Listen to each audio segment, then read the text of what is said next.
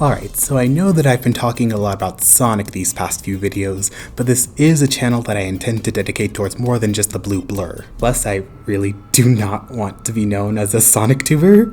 It's not a reputation to be proud of. Well, let's leave it at that. And so, I thought I would take a stab at another one of my favorite franchises, the Powerpuff Girls. Well, not exactly. There is a lot that I could talk about this show and what it means to be, but that's honestly a full-on multi-length series that I would ideally want to save for some time in the future. So for right now, I thought I could start somewhere smaller, which was what ultimately led to me regaining interest in Powerpuff Girls Z. As a Japanese adaptation of the original cartoon from the late 90s, this show features the characters and settings we all know and love in a much more diversified anime format. Powerpuff Girls Z strays farther away from the action-oriented genre that defined the original in favor of a more magical girl fare. And to tell you the truth, I am fully on board with that. I'll tell you right now that this was one of those shows to little kid me. This show is like fucking crack for my brain. My magnum opus, my shameless childhood obsession. I used to watch the show religiously from episodes that were plastered all over YouTube. Well, at least until the copyright war that ended up getting almost all of those episodes taken down. Jeez. Coming back to the show today though, it's a bit painful to sit through. There are so many issues and flaws that just keep on piling up together over time, and it all culminates into a show that I can only describe as painfully mediocre. But of course, I'm getting ahead of myself. We gotta actually talk about the show before I can give out my final thoughts, so let's get started on that. Today, we're going to be doing a deep dive into Powerpuff Girls Z. I'll give a general critique of elements such as plot, characters, and themes, and then I'll come back and share my opinions on the show as a whole. And hey, if that stuff seems interesting to you, well then be sure to subscribe to the channel. I do plan to have a lot more videos like this one in the future, and I hope you'll stick around for it. But without further ado, let's get started.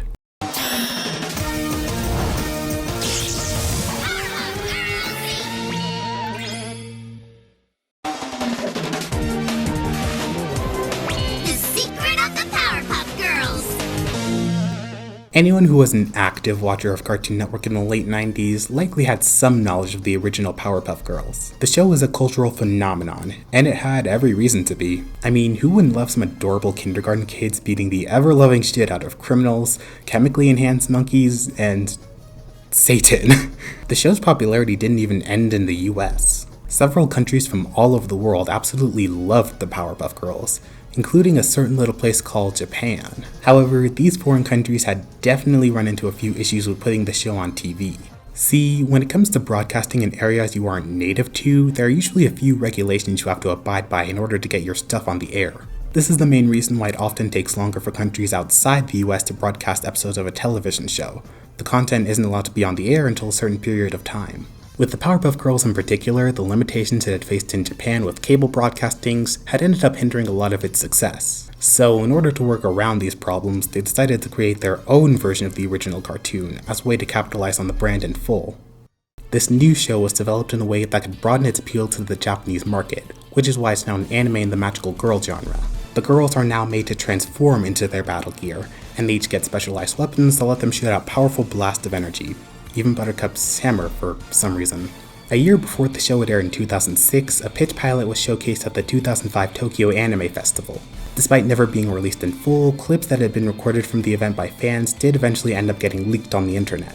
From the footage we currently have today, there are a few noticeable differences compared to the final product. It seems like the girls would have been given free access to their weapons without having to transform first, and the weapons themselves would have been what they used to start the transformation sequences instead of the belts. Additionally, the show looked to be a lot more action-oriented in contrast to the lighter and softer approach they went with for the final product. It's hard to say whether or not it's because of it being a pilot that's intended to impress audiences, but the animation just seems to be a lot more dynamic and ambitious than what we usually see in the series. On July 2006, Powerpuff Girls Z would finally make a proper premiere on TV Tokyo, and it would stay on the air for a good year before its finale on June 2007. Now that's all fine and dandy, of course, the show is what I'm here to critique after all, but one strange mystery that has never been fully solved is why the heck this never got a US release. There's a lot of different answers depending on who you ask, even though none of them are really able to tell the full story. Apparently there were plans for an English dub of the show that would have specifically been produced in the US, but they never went through with it for some reason. In the end, all we really got was an obscure English dub made by Ocean Productions Inc., and even that only aired in a select few English-speaking countries, nowhere in North America. Though, for the sake of transparency, I will say that I am primarily using the English dubbing for this video. As far as I know, nothing has really changed aside from some light censorship that I have really come to appreciate in certain areas, as we'll see later on. And any problems I might have with things like voice work or background music are things I've ultimately decided not to comment on, with few exceptions. At the end of the day, I'm trying to look at the fundamental elements of this show, so any potential dubbing problems shouldn't change my opinions too much. Powerpuff Girls to the rescue! Similar to the original show, Powerpuff Girls Z primarily functions as an episodic Monster of the Week type fare, with most of the plot developments being reserved for the beginning, middle, and end points. We start the first part of episode 1 with a pretty standard Powerpuff formula. It mainly just boils down to the girls duking it out with Mojo and winning in the end. Part 2 is where it really starts to get interesting. Professor Utonium and his son Ken are experimenting on Chemical X. Through some shenanigans, their robotic dog Peach, or Poochie depending on the language, ends up throwing a bun into the concoction, which manages to stabilize its chemical structure. From then on, the professor decides to change the name of the substance to Chemical Z. A little while later, the mayor calls and says that the weather is going haywire all over New Townsville. It's snowing in the middle of summer and icebergs are forming all over the city. This has always kinda confused me though. Like, there's never really an explanation given for why all this weather stuff starts up in the first place, so it ends up feeling really out of place just for the sake of setting up the plot. But anyway, Ken decides to use the newly formed Chemical Z and shoot it at one of the icebergs in order to stop the chaotic weather. Surprisingly, it works, but it also leads to several different rays of black and white light shooting out into the sky. 3 of the white Z rays end up hitting Momoko, Miyako, and Karu. Sorry if I mispronounced those, and transforms them into Hyper Blossom, Rolling Bubbles, and Powered Buttercup.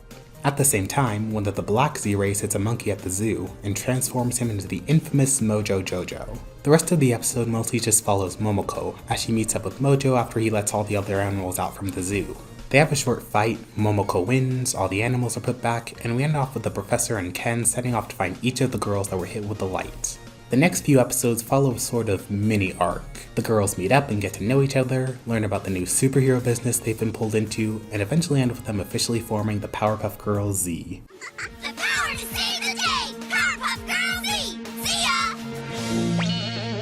From then on, the majority of the show's first half mainly consists of fun little episodic escapades. Just like the original show's first season, most of the episodes here are focused on either characterizing the main cast or introducing the primary villains for the rest of the series. I'll be critiquing the actual characters in just a little bit, but suffice it to say, a lot of these episodes help lay the groundwork for original villains such as Fuzzy Lumpkins, Princess Morbuck, Sedusa, and so on, all of which having been hit by the same black Z-rays that affected Mojo. These black Z-rays are also where the majority of the show's filler comes from. The basic formula is that one of the rays ends up hitting a person, animal, or object, and the target is either changed immediately, like with Fuzzy and Mojo, or they gain some sort of trigger that causes a transformation, like with Sedusa or Gigi the Great. When it comes to anyone that wasn't a villain in the original, the execution of this idea tends to be hit or miss. Again, I'll be getting to this in a later section of the video, but the show usually struggled a lot in creating interesting antagonists for the girls to fight. Things start to pick up again in episode 22, Him the Ultimate Evil,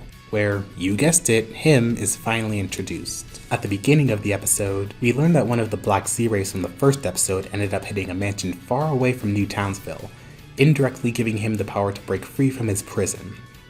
Almost. He's still trapped in the tomb that he'd originally been placed in, and he needs some white Z-rays to help him tear off the seals that are keeping him locked up. So he uses his black dust spores to give life to a mummy and orders it to find some white light. Some shenanigans ensue between the Powerpuff Girls and Mojo because they think he stole some takoyakis and were trying to swindle the ones they bought earlier, but it actually turned out to be the mummy, who started stealing them after it tasted one by accident. The girls end up meeting the mummy at the end of the episode, and although they ultimately manage to defeat it, the mummy succeeds in stealing their white light energy and returning it to him. He finally manages to escape from the tomb, but because it's still winter and he hates the cold, he decides to rest until spring and let his black dust do the work of wreaking havoc over Townsville. After that, we get a handful of filler episodes before the next plot development, with the only difference being that the villains are now created by Him's black dust instead of black Z-rays. When we get back to the Him stuff in episode 30, Girls and Him, we lead with the Professor and Ken trying to figure out Him's origins, while the girls investigate the black dust that suddenly started flying away after they managed to recover some from a person affected by them. Now knowing that the girls are on his trail, Him uses his dust to control a ghost from a painting and tricks him into going after the Powerpuffs. The girls and the Utoniums eventually meet back up, and together they convince the ghost to leave them alone. Before we can close out the episode, however, Him finally decides to introduce himself to the group, and the others learn that he was the one who sent the mummy after them. Things really look like they're heating up. Him is finally ready to enact his revenge, and the girls have to start preparing themselves for a fight against a villain they've never seen before. But then, single breeze makes Him start sneezing from the cold. And so he leaves, ending the episode on a very unsatisfying note. Once all that is said and done, the show kinda just gives up on any meaningful plot developments until the finale. Like, yeah, the girls still end up having to deal with Him throughout the rest of the show, but it's always in the form of his black dust. They don't even properly fight him until the very tail end of the show. That wouldn't be such a bad thing, mind you, since the show is supposed to be episodic for the most part. But this reluctance to properly develop the ongoing feud between him and the girls came back to bite them in the ass later on, which I'll be talking about later. Once again, I'll cut the fat and skip ahead to the 3-part finale. Starting in episode 50, PBGC Knockout Union, Him finally decides he wants to take back all the Z-rays that he'd lost from the other villains. I'll explain this later, don't worry. So he organizes a sort of villain league and invites everyone still affected by Z-rays, except for Princess Nanny, which creates a weird plot hole at the end, but I digress. Anyway, Him hypnotizes/convinces the other villains, it's not exactly clear which one, to follow his plan to destroy the Powerpuff Girls, which involves kidnapping Poochie and ganging up on the girls in an alleyway.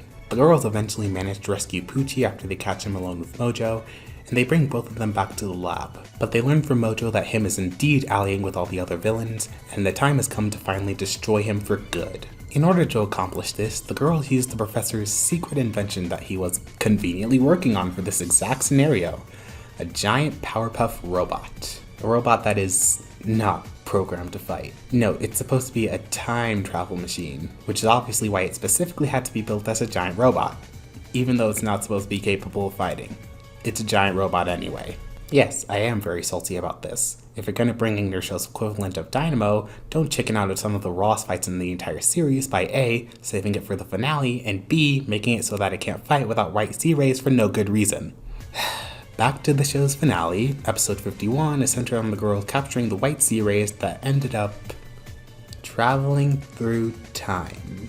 Just go with it, it'll make your life a whole lot easier, trust me. Throughout the episode, the girls recollect the remaining white Z-rays so that Him's dark aura can be properly contained once again. Some of the other villains do get sent to try and stop them, but the girls take all of them down easily. The only one that gives them any real trouble is Mojo, but they take care of him with the giant robot that suddenly becomes capable of combat through the white Z-rays, and even then it only amounts to a 30-second sequence.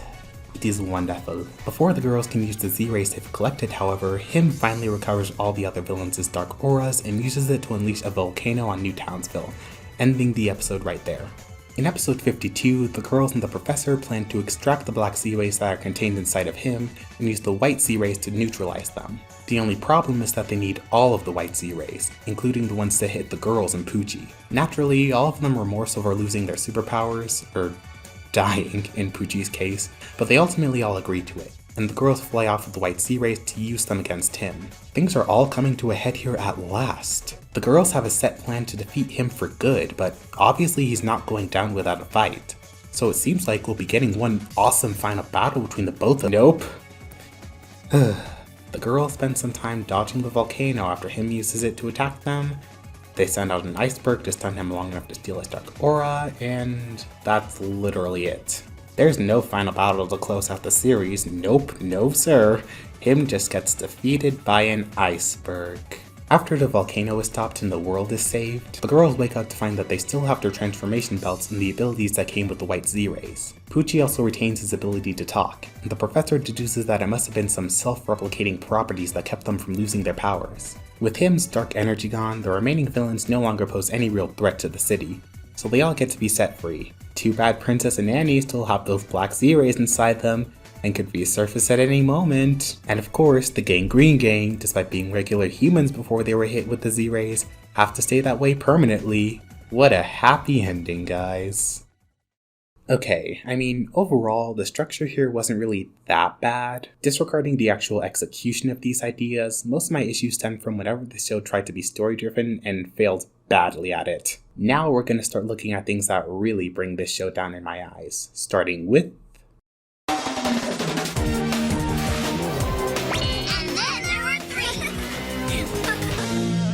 Just as a small disclaimer, from here on out I'm specifically going to be referring to the English dub unless stated otherwise. The characters in Powerpuff Girls Z are both its strongest and weakest point. In a show where a lot of the plots tend to be lacking, these guys can either make or break an episode for me. Honestly, the entire little mini arc at the beginning was actually very enjoyable because it was fun to see these characters bouncing off of each other. If only that made up the majority of this show. Starting with the leader of the Powerpuff Girls, we've got Blossom. In the original show, Blossom could be summed up as the smart one. She was the most organized and responsible out of the three, the one who usually came up with the team's plans and strategies for fights, and was arguably the most popular in Townsville compared to her sisters. In Powerpuff Girls Z, Blossom strays farther away from her role in the original and falls closer to my spirit animal. Wow, Professor, this nutritional study is your best experiment ever! So yummy! She's notably more ditzy than her original counterpart, obsessed with superheroes from comic books and TV shows, constantly trying to get with the guys at her school, and takes a much more prideful interest in the leadership role. I know a lot of people aren't exactly keen on this new iteration of the character, but I don't really have much of a problem with it. There's not much you can do characterization-wise with 3 5-year-old girls that each have very basic personalities, which is why there usually weren't many plots specifically built around the girls in the original. As aged up 13-year-olds in the show, the writers have more creative liberties to give some proper development to the main trio. And even though she's probably the least faithful to the original, I can appreciate the attempt to retool her personality as the intelligent leader into more of a geeky superhero archetype. What I don't appreciate is the large number of times Blossom gets unnecessarily dogged on in this show. For some reason, she seems to get treated the worst out of everyone else in the main cast, to the point where it generally just gets really dumb, which is unfortunately a consistent theme in this show. Like, there's this one episode where Blossom lies to Princess about knowing somebody famous because she doesn't want to look unpopular, and it eventually balloons into the entire world not only believing the lie, but also rallying against some outer space aliens because Blossom's lie involves being ghosted by a celebrity who just so happens to be an alien. I'm not even joking, this is an actual episode in the show. And once Blossom finally tells them the truth, they end up chasing her out of town. Like, what in the world? And then there's the episode 2 Burger Bots and a Side of Fries. The main premise is that there's this weird dude at school who keeps playing pranks on the other girls, usually involving insects in some way, shape, or form. But he hasn't done it to Blossom because he likes her and wants to go out, be her lab partner. Yeah, the English dub is kind of weird about love confessions from any of the characters, but the context is usually pretty clear. Anyway, by the end of the episode, it turns out this guy was just playing Blossom all along, and he hadn't pranked her yet because, I don't know. He assaults Blossom with his weird insects, and we end the episode with Blossom trying to get away from this clearly deranged individual. I mean, was it really that hard to give Blossom some kind of win here? I know it was a little rude for her to be hanging out with this guy after all the pranks he pulled on the others, but that could have easily been fixed by making his actions more ambiguous or sympathetic. It would have been so easy to do a character A is the one person who understands character B formula. And even if they wouldn't want to have a relationship threaten the status quo, well then fine, just make them friends instead. Next up, we've got Bubbles, who was my personal favorite in the original show. And I'm Bubbles, the blue Powerpuff Girl! I get to wear this really cute dress. It's the perfect shade of blue, and I protect New Townsville too! All things considered, not much has changed here. She trades out her love of drawing for a love of fashion and shopping in the anime, and while I wish her drawing could have been incorporated in the form of maybe sketching some outfits in her free time, it's far from a deal breaker or anything. She's still super nice and bubbly, still an adorable little bean, and still my favorite out of the 3 Powerpuffs. Though one thing that is pretty interesting is the sort of mini arc she has in episodes 12 and 48. In episode 12, Bubbles' Troubles, we get introduced to Bubbles' childhood friend, Cody. After saving her and her friends from a group of bullies, they end up bonding together and eventually make a promise to keep coming back to the park until they meet each other again. The problem is, Cody had to be put in the hospital not long after that encounter because of a chronic heart disease. And that's where he stayed for years until he was hit with one of the black Z rays and transformed into a massive beast. The Powerpuff Girls eventually meet up with him, but he manages to escape and all they can do is look out for him until he comes back. The arc finally gets resolved after 36 episodes in Bubbles and the Beast, where at last the girls find Cody again and eventually get into another fight with him. In the end, Bubbles uses her powers to get rid of Cody's black Z-rays and turn him back to normal, and she makes good to her promise by constantly visiting him in the hospital until he gets better. Overall, the whole thing was okay. I liked episode 12, but by the time the show actually remembered this was a plot point they needed to resolve, I had long since stopped caring. And it didn't help that episode 48 in general was bogged down by some piss-poor fight scenes, even by this show's standards, along with that weird Deus Ex Machina I mentioned earlier. Wow, thank goodness Bubbles can use her wand to undo the effects of black Z-rays, an ability that was never alluded to before and never used afterwards, I might add. Last but not least, we have Buttercup. I'm having a very bad day! Move! Get out of my way! You think you are having a bad day? Just look at this outfit!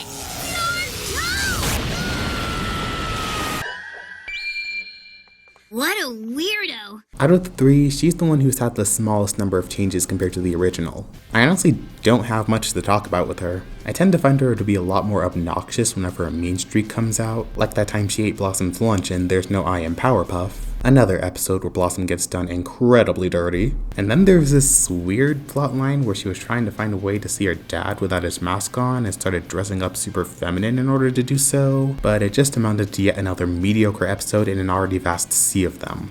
Other than that, she's mostly fine. Though one episode I did really like from her was Coach Buttercup, where she ends up taking a little kid under her wing and helping him get better at playing soccer. If you can ignore the glaring plot hole with this kid freely knowing her secret identity, it was a fun little adventure that gave Buttercup some nice developments, and it's probably not a side of her we would have ever seen from her 5-year-old counterpart.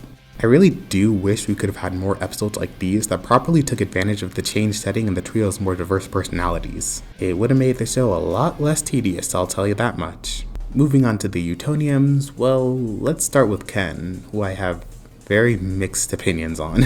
See, I didn't mention this in the development section, but the original pitch pilot of the show did have a promotional poster made for it. And one thing to note is that the character we know today as Ken is featured on it. This is because the professor had been added very late in the production stage, and it was originally going to be just Ken who would have given the girls their powers and interacted with them. Now, I'm not sure what prompted them to change this, aside from an alleged meeting the producers had with Craig McCracken where he encouraged them to add the professor into the show, but this is the only explanation I could find as to why Ken gets so much damn focus in this series. This single character has not one, not two, but 3 different half-hour episodes dedicated to him. And considering that no other character besides the villains and the girls get any half-hour specials, I think that's a bit of a problem. Heck, you could argue that the professor is much more deserving of this treatment, seeing as how he was a staple of the main show and all, but he doesn't get a single focus episode. I mean, unless you count Powerpuff Boys Z, but that was really more of a group Utonium episode.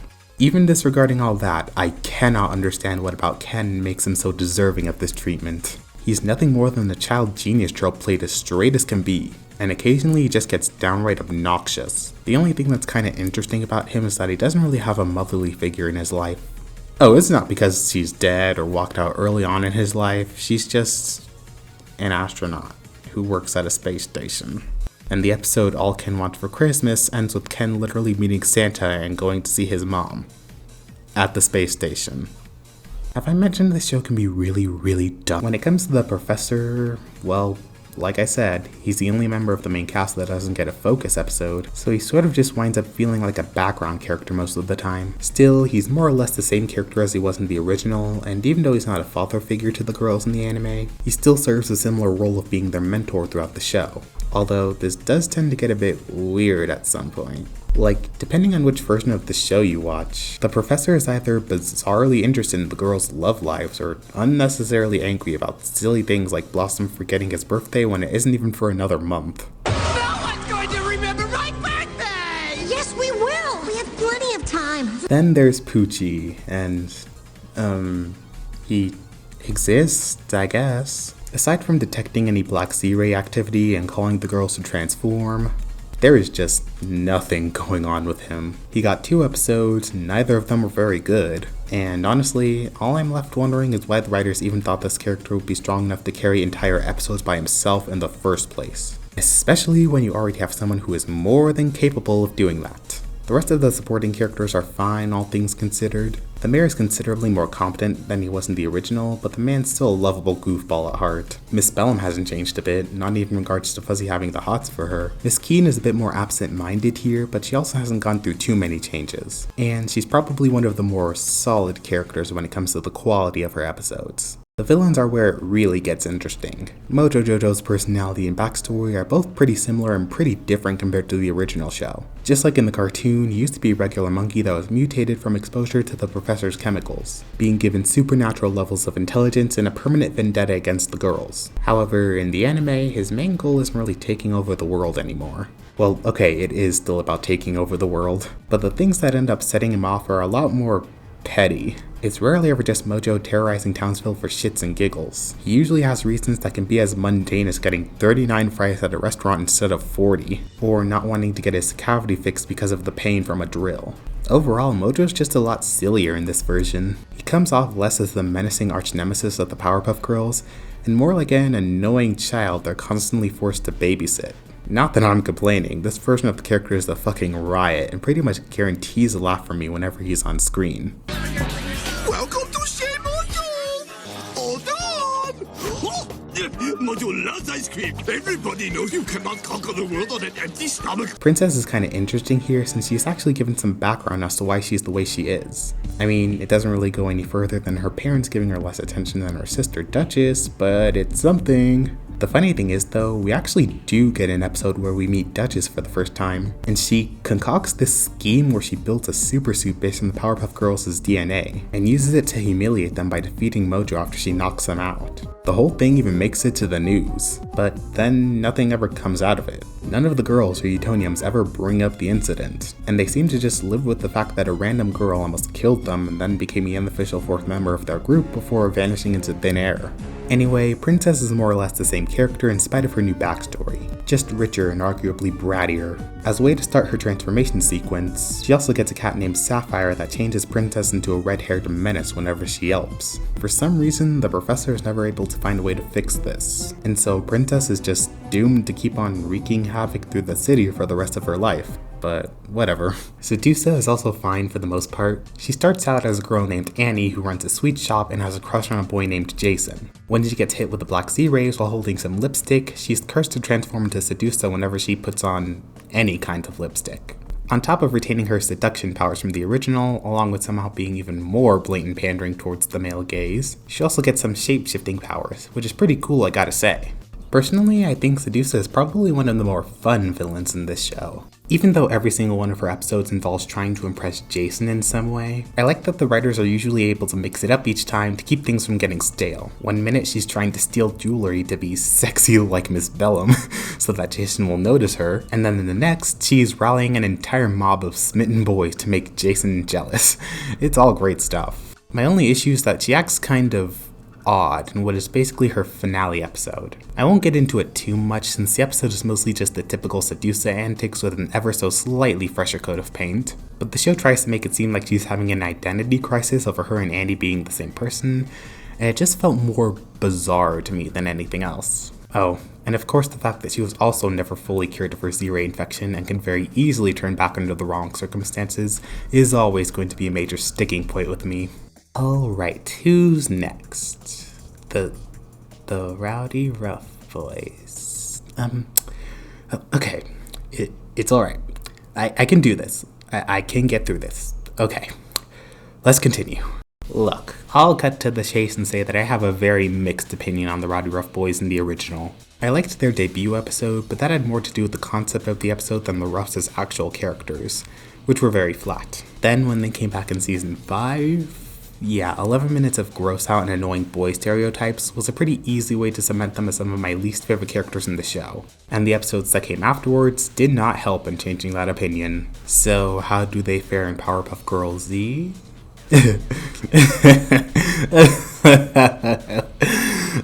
I'll just say right off the bat, this show has a lot of not great episodes, but for the most part, even the worst that this show has to offer isn't really any worse than just mediocre.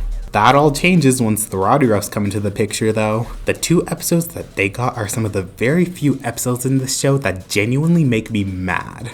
Let's start with their introduction, shall we? Just to really hit home how terrible these characters are.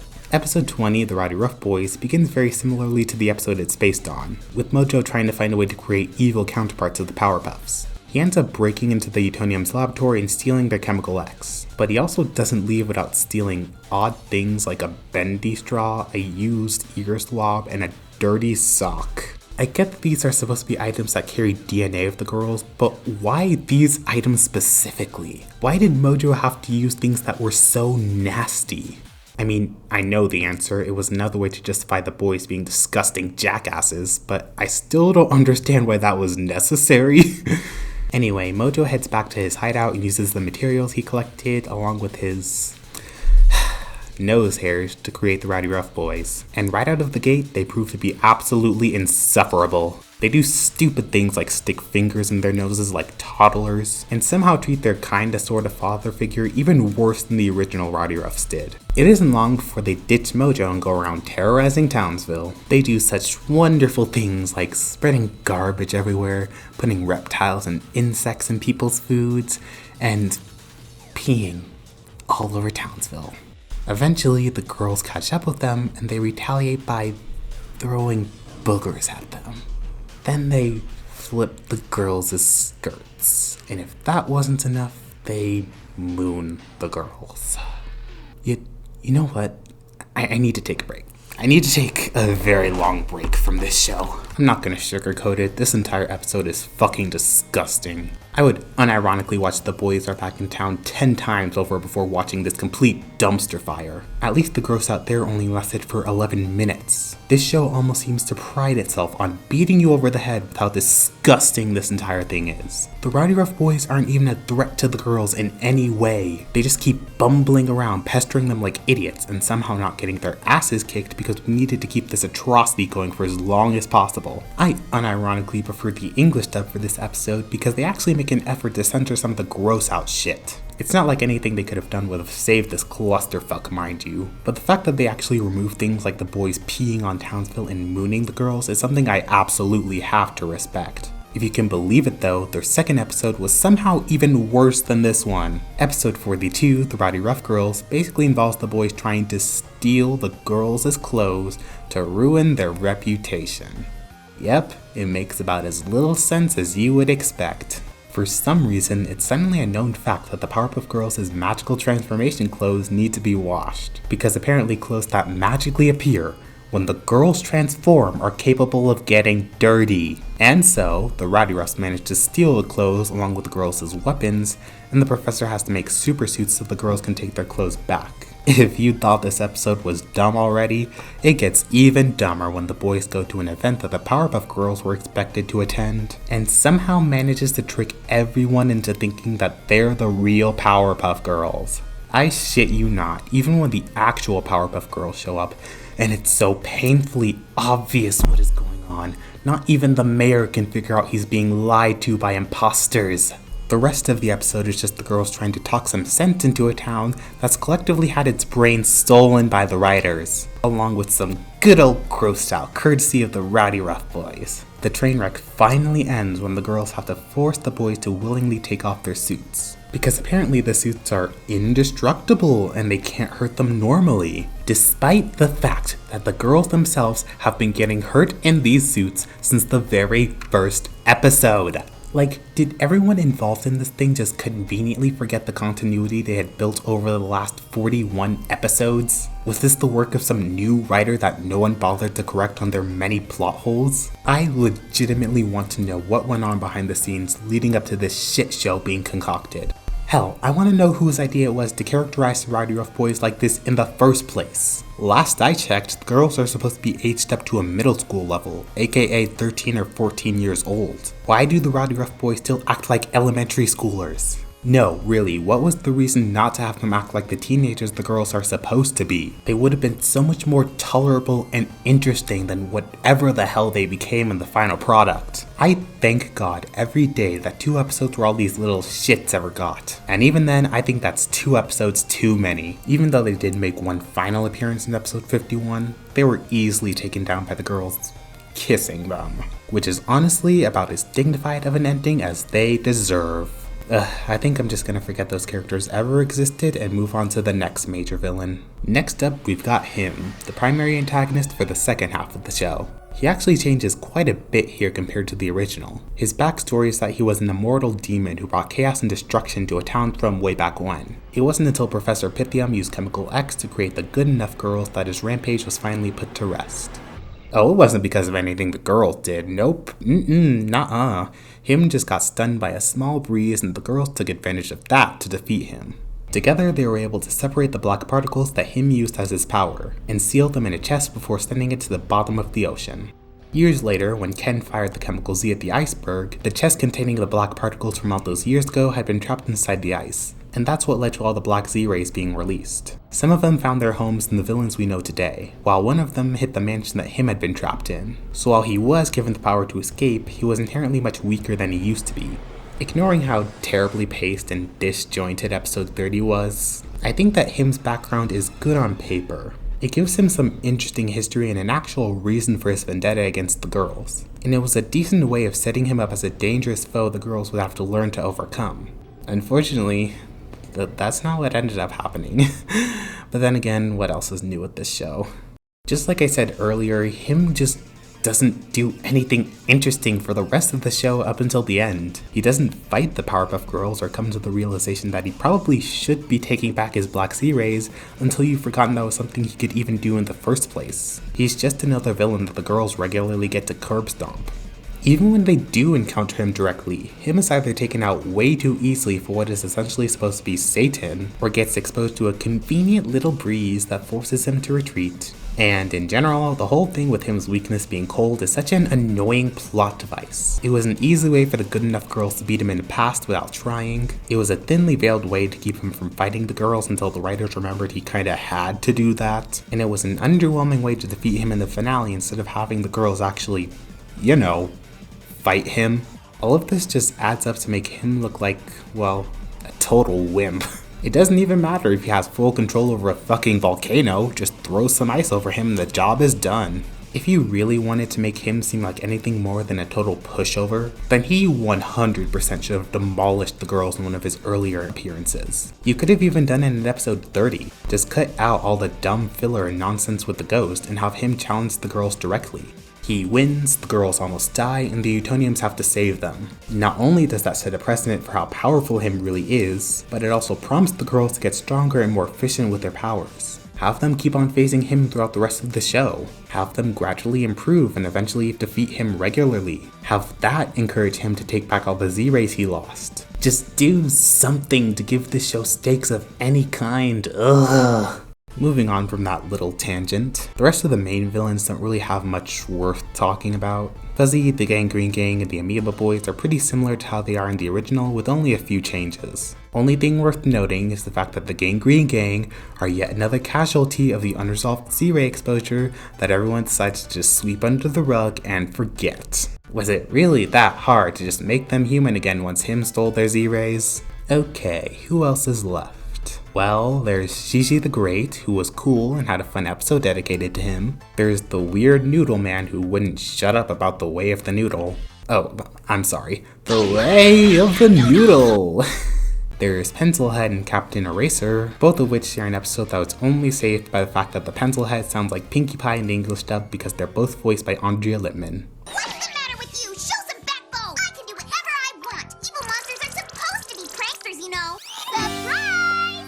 Hi, I'm Pinkie Pie and I threw this party just for you! And I think that's about it. For all the other villains, I either forgot about them or can't think of anything significant to say about them. But seriously though, barring the forgettable villains, most of the characters are far from bad on their own.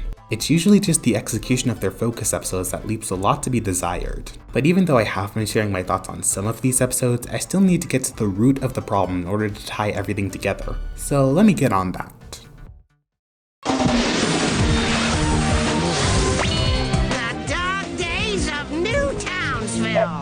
When you get right down to it, the biggest problem with this show is that it just doesn't have any of the charm, comedy, or wit that made the original series so great. Now, it's not like the original Powerpuff Girls was some super complex, in-depth show, nor did it try to tackle nuanced topics in the story-driven format we see a lot today, but that's because it didn't need to be. It was a fast-paced, action-driven Saturday morning cartoon with quirky characters, engaging plots, and lots of great vibes. In comparison, Powerpuff Girls Z strips all that away and just becomes another generic magical girl anime. To put this into perspective, I'm going to be focusing on 2 episodes, one from each show. Him Diddle Riddle in the original, and The Professor Gets His Cut in Powerpuff Girls Z. Both episodes involve at least one member of the Utoniums having their lives put on the line by him, and forcing the girls to solve riddles in order to get them back. But they go about it in completely different ways. In the original show, the story gets started right out of the gate with girls trying to solve one of Him's riddles. The episode's super fast paced and the imposing timer in the background helps keep up the tension as the girls struggle to figure out what they're supposed to do, and once they successfully complete the riddle, Him is finally introduced and sets up the exposition by explaining the rules of his little game. The episode then continues on with the rest of the riddles, sprinkling in some comedic bits and action-driven sequences throughout the whole ordeal, all the while maintaining the airtight pacing and tension that was established at the beginning. Now let's take a look at The Professor Gets His Cut. The episode starts with him taking some inspiration from Shiji for his latest scheme, and then we cut to the Powerpuff Girls finding the lab to be completely ransacked. After a while, Him appears and explains that he kidnapped the Utoniums. He tells the girls that they need to solve 3 riddles and retrieve items from each of those tasks in order to save the family. Then he explains where they need to go to retrieve the first item. The girls head over to the North Pole and end up meeting some sentient otters, who challenged them to a clam cracking contest in exchange for an Arctic diamond. So we get this entire scene with Buttercup and an otter just cracking clams. And because Buttercup's hammer isn't working for some reason, she almost loses and only ends up winning by dumb luck. Afterward, Him comes in to guide them to the next item, and then the cycle repeats. We get more invigorating storylines like Blossom dressing up as a fucking turtle and competing in a race for some Easter eggs, and then Bubbles just fighting a giant eye in the dark for a crystal shard. Do y'all see the problem here? Everything that made Him Diddle Riddle so great is completely thrown away in this episode. All of these dumb animal challenges end up making the episode feel ridiculously silly in a way that not even the Saturday morning cartoon reminded me of. The pacing here is slow as molasses, and considering the fact that we're talking about an 11-minute episode versus a 22-minute one, that's very concerning. There's no excitement or action to anything that's going on here, and this episode is just completely boring the whole way through. And that's pretty much the entire show in a nutshell. Coming off the heels of an exceptionally balanced comedy and action-driven show, Powerpuff Girls Z is just really boring. The comedy is nowhere near as well executed as it was in the original, and at times seems to be aiming for the bottom of the barrel in the humor department. In addition to that, the action ironically tends to be the weakest part of most episodes, with some very stilted and mediocre animation that seems to have dynamic choreography listed as a foreign concept in their notes. Not to mention how often the girls get nerfed to the point of being pathetically weak for the sake of the plot. Seriously, how the hell are they getting defeated by getting trapped in a freezer of all things? And of course, this general incompetence extends to other aspects of the show. Like I've already talked about at length, any attempts this show makes to try and be story-driven usually ends up falling flat on its face, because it can never fully commit to telling a well-structured story. And just when you think that something interesting is finally going to happen, you get blindsided by an annoying cop-out that just leaves you wondering why you expected anything different. And then you get the moments where something interesting actually does happen, but then the show refuses to commit to it any further. Remember when the Powerpuff Girls learned a new technique from Him that allowed them to finally defeat him? Or when Bubbles was able to single-handedly undo Cody's black Z-ray infection? Or when the Powerpuff Mecha starts fighting thanks to the white Z-rays the girls collected? Those moments would have all felt a lot more impactful if they had actually been properly built up throughout the show, but instead they usually just end up coming across as a magical plot device for the writers to use after they wrote themselves into corners. And to top it all off, none of this stuff ever ends up coming back, which makes it feel even more like a blatant Deus Ex Machina. Just why? And even when the show isn't trying to be story-driven, it usually doesn't even do a good job at the episodic episodes because of the aforementioned problems with pacing, comedy, action, and, well, good writing. Even if I ended up liking a majority of the characters, they don't end up getting used all that well. And that goes double for the minor villains that sprout up in certain episodes. Because of the Black Z race that were shot out in the first episode, along with Tim's black dust, even things as bizarre as inanimate objects are susceptible to getting affected. But again, the show almost never does anything interesting with this idea. Most of the time, there isn't any plot going on in the background to support these episodes. So they pretty much have to be carried by these boring one-note villains, and you can guess how successful that usually is. Now, to the show's credit, it does manage to pull out a diamond in the rough every now and then. The episode Cleanliness is Next to Ghostliness involves a house getting infected by Him's black dust. But for once, it actually receives proper build-up and engaging stakes. The main villain gets established very early on in the episode when Bubbles' grandma tells the girls about the importance of respecting a house and its feelings. Houses have personalities just like us. They do? Why, yes. That's why they need to be treated gently and with respect, or else they get angry. Then, later on in the episode, the house seemingly gets haunted after being hit with Him's infamous black dust. But the girls realize that the black dust was only part of the problem, and it just gave the house a life force to take out its frustrations over not being properly cleaned. It's a plot point that's actually surprisingly clever. Like, much more clever than I had come to expect from this show up to that point. There's also another episode that I really liked called Veggie Vengeance. The main premise is a group of weeds getting hit by Black Sea rays and eventually coming to life after constantly being mistreated. The main difference here compared to most other episodes with this formula is that the villains are really only a minor part of this episode. And the main issue actually comes in the form of some vain influencers. They were the ones who kickstarted the transformation because of how they acted towards the weeds. And they actually do keep moving the plot forward once they start chasing down the weeds after convincing themselves it can increase their popularity. Soon enough, a whole group of people starts following these influencers in the name of some new weed trend. I can't believe I wrote that in the script, oh my gosh. Just play the clip. Keep it in and play the clip. You're coming with me! Honestly, some of my best friends are plants or whatever. It's not every day you see plants being chased by supermodels. Wonder if chasing weed monsters is some kind of new fitness craze. Oh sure, I know all about it. Sounds like it's a really great workout. Wait. Again, in a shocking turn of events, the show actually managed to be comedic and genuinely engaging. I just wish that made up the majority of the show instead of the mediocre snooze fest that plagues the majority of its episodes.